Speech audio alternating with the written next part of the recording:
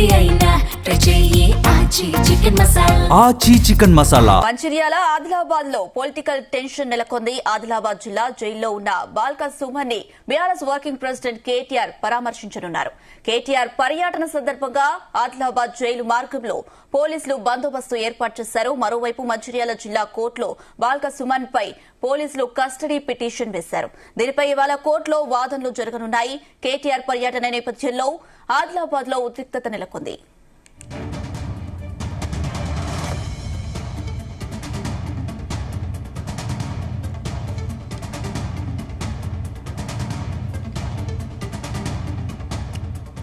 ఇక మంచిర్యాల ఆదిలాబాద్ లో political tension నెలకొంది. ఆదిలాబాద్ జిల్లా జైల్లో ఉన్న బాల్క సుమన్ ని బీఆర్ఎస్ వర్కింగ్ ప్రెసిడెంట్ కేటీఆర్ పరామర్శించనున్నాడు. ఇదే అంశానికి సంబంధించి మరిన్ని అప్డేట్స్ మా ప్రతినిధి రాజు పటేల్ అందిస్తారు. ఎస్ రాజు పటేల్. అనుష, ఇటు ఆదిలాబాద్ జిల్లా ఇటు మంచిర్యాల జిల్లాలో పొలిటికల్ టెన్షన్ వాతావరణంతో నెలకొంది. ఎందుకంటే కానిస్టేబుల్ పై దాడి చేసినటువంటి ఆ కేసులో బాల్క సుమన్, చెన్నూరు మాజీ ఎమ్మెల్యే, పెద్దపల్లి మాజీ ఎంపీ ఆదిలాబాద్ జైలులో ఉన్నారు. బాల్క సుమన్ ను పరామర్శించడానికి ఈ రోజు కేటీఆర్ చాలా మంది ఎమ్మెల్యేల బృందంతో ఆదిలాబాద్ కు వెళ్తున్నారు. దాదాపు 12:30 గంట మధ్య సమయంలో కేటీఆర్ తో పాటు ఆయన వెంట వస్తున్నటువంటి పలు బీఆర్ఎస్ ఎమ్మెల్యేల బృందము కేటీఆర్ ను పరామర్శించనుంది. ఈ నేపథ్యంలో ఆదిలాబాద్ జిల్లాలో కూడా చాలా పొలిటికల్ టెన్షన్ వెదర్ నెలకొంది. ఇప్పటికే ఆదిలాబాద్ జిల్లా జైలు మార్గంలో పోలీసులు పలు ఆంక్షలు విధించారు. భారీ బందోబస్తును కూడా ఏర్పాటు చేశారు. ఎందుకంటే కేటీఆర్ వస్తున్నారు. కేటీఆర్ తో పాటు ఉమ్మడి ఆదిలాబాద్ జిల్లా సంబంధించినటువంటి నేతలు, హైదరాబాద్ గురించి కూడా పలువురు ముఖ్య నాయకులు వస్తున్నటువంటి నేపథ్యంలో భారీ కాన్వాయ్ ఉంటుంది. అలానే బీఆర్ఎస్ నాయకులతో పాటు కార్యకర్తలు కూడా పెద్ద ఎత్తున కూడా ఆదిలాబాద్ కి వచ్చే అవకాశం ఉన్నటువంటి నేపథ్యంలో జిల్లా ఎస్పీ అఖిల్ మహాజన్ పెద్ద ఎత్తున కూడా భారీ పోలీసు బందోబస్తును అయితే ఏర్పాటు చేస్తారు. ఇక్కడ ఎలాంటి అవాంఛనీయ సంఘటనలు జరగకుండా కూడా ఆదిలాబాద్ జైలుకు వెళ్లేటువంటి మార్గంలో కూడా పటిష్టమైనటువంటి వ్యవస్థను ఏర్పాటు చేశారు. కేవలము అనుమతి ఉన్న వారిని మాత్రమే అటు ఆలోచిస్తున్నారు. మిగతా వారిని ఎవరు కూడా అటువైపు రాకుండా కూడా పోలీసులు ఆంక్షలు విధిస్తున్నారు. సో ఈ నేపథ్యంలో అక్కడ కేటీఆర్ సుమన్ ని కలుస్తారు. సుమన్ ని కలిసిన అనంతరము అక్కడే కేటీఆర్ మీడియాతో మాట్లాడతారు. సో మీడియా తోటి మాట్లాడే క్రమంలో కూడా ఎక్కువ అక్కడ గ్యాదరింగ్ లేకుండా చూసుకుంటున్నారు. ఎక్కువ మంది జైలు పరిసర ప్రాంతాల్లో బీఆర్ఎస్ నాయకులు గాని కార్యకర్తలు గాని ఉండకుండా కేవలం కొద్ది మందిని మాత్రమే అక్కడికి అనుమతించే అవకాశం ఉంది. వారి సమక్షంలోనే అక్కడ కేటీఆర్ ప్రెస్ మీట్ పెట్టి ఉన్నారు.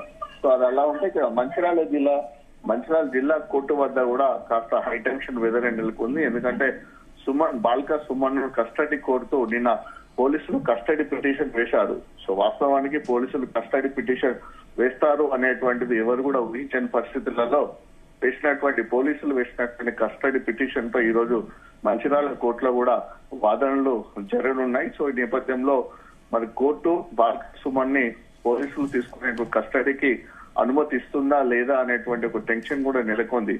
ఒకవేళ కనుక పోలీస్ కస్టడీకి బాల్క సుమన్ కనుక అప్పచెప్తే దాన్ని ఎలా ఎదుర్కోవాలి, ఎలాంటి మళ్ళా సంఘటనలు చేసుకోవాలి, ఎలా బాల్క సుమన్ కి మద్దతుగా మేము ఎలాంటి కార్యాచరణ రూపొందించుకోవాలనే విషయం పైన కూడా ఇటు మంచిర్యాల జిల్లా బీఆర్ఎస్ నాయకులు కూడా ఒక సమాలోచన చేస్తున్నారు. సో ఇలాంటి పరిస్థితులలో ఇప్పటికే బాల్క సుమన్ ని పోలీసులు అక్రమంగా కేసు నమోదు చేసి అరెస్టు చేశారని కూడా పెద్ద ఎత్తున నిరసన కార్యక్రమం తెలుపుతున్నారు. సో ఇలాంటి సిచ్యువేషన్ లో ఈ కేసు పైన కానిస్టేబుల్ పై దాడి చేసినటువంటి కేసులో బాల్క సుమన్ ని కస్టడీ కోర్టు కనుక బీఆర్ఎస్ పార్టీ నాయకులు ఎలా స్పందిస్తారు, ఎలాంటి ఆందోళన కార్యక్రమాలు చేస్తారు అనేది కూడా కాస్త టెన్షన్ ఉంది. దానికంటే ముందు కూడా నిన్న కూడా మొన్న బాల్క సుమన్ ఇంట్లో కూడా రామకృష్ణపూర్ పోలీసులు కూడా రైడ్ చేశారు. అక్కడ ఉన్నటువంటి సిస్టమ్ ఆపరేటర్ గానీ ఇంట్లో పనిచేస్తున్నటువంటి వ్యక్తులను కూడా పలు వివరాలు అడిగి తెలుసుకున్నారు. దాంతో పాటు దానికి సంబంధించినటువంటి లోపల ఉన్న ఆఫీస్ లో ఉన్నటువంటి కంప్యూటర్ కూడా పూర్తిగా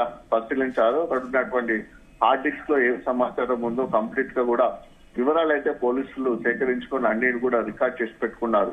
సో ఇలాంటి పరిస్థితుల నేపథ్యంలో మరి ఇంటర్నల్ గా ఇంకా బాల్క సుమన్ కి సంబంధించినటువంటి సమాచారం పోలీసులకు ఏమైనా తెలిసిందా?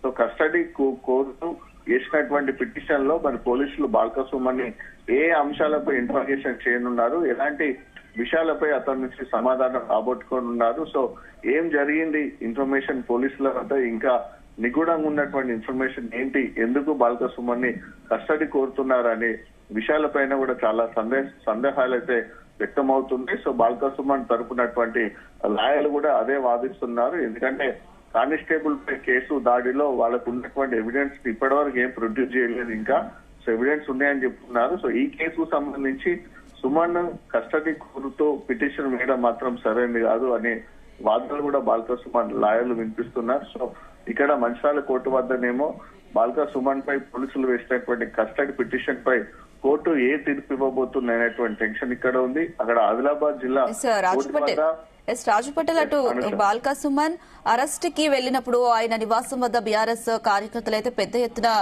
నినాదాలు చేశారు. మరి ఇప్పుడు కేటీఆర్ బాల్క సుమన్ ను జైల్లో కలవనున్నారు. ఈ నేపథ్యంలో ఎలాంటి పరిణామాలు చోటు చేసుకునే అవకాశాలు కనిపిస్తున్నాయి? సిచ్యువేషన్ ప్రస్తుతం ఎలా ఉంది అక్కడ? వెరీ కొంచెం టెన్షన్ వాతావరణం ఉంది అనుష. ఎందుకంటే KTR BRS party working president.